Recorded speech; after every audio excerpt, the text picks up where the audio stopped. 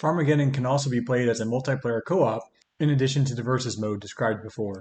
In cooperative mode, setup is very similar but with a few small changes. The first change is deciding on deck size. The deck size determines the duration of the game. Players can choose a 50, 35, or 25 card deck, depending on how long they want to play the game. Each player then draws 5 starting drug cards, and 3 drug cards are placed image side up at the top of the playing area, with the drug card deck played just to the side of these. These steps are the same as in versus mode. Bug card setup is the second change that is different. For co-op mode, 3 bug cards will be placed faced up in the playing area instead of 9, and depending on the difficulty level desired, 1, 2, or 3 cards will be added at the end of each turn. In this example, players are playing on hard, and 3 cards are added at the end of each turn. Gameplay is otherwise the same as for versus mode, with the exception of acquired resistance, which we'll touch on shortly.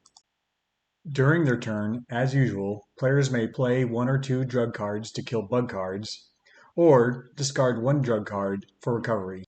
With recovery, players discard 1 drug card and heal 3 total health and flora damage combined. In this example, a player is playing 1 drug card to kill bug cards. The targeted bug cards are each flipped one at a time to see if they are susceptible to the drug card or not. If so, they are discarded into the player's personal discard pile, and the player may continue to kill more bug cards if they so desire. Once their turn is over, they refill their drug card hand to 5 cards, and then refill the drug card drafting area. Finally, the bug card playing area is refilled according to the difficulty level. In this example, the players are playing on easy, so a single card is added to the playing area. If the playing area ever exceeds 9 bug cards, the player may replace some of the active bug cards with new bug cards. Unlike versus mode, however, that player loses 1 life. Lives are tracked on that player's score sheet, and if any player loses 3 lives, they are out of the game. The last way in which co-op mode differs from versus mode is in acquired resistance. Since players are no longer playing against one another, they'll never play their drug cards for resistance.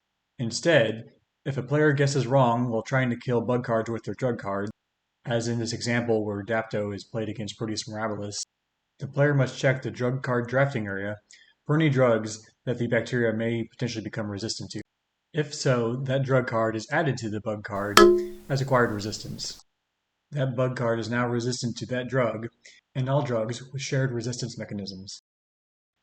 That concludes the how-to video for multiplayer co-op. For additional instructions on the multiplayer versus and single-player solo modes, please check out the other how-to videos.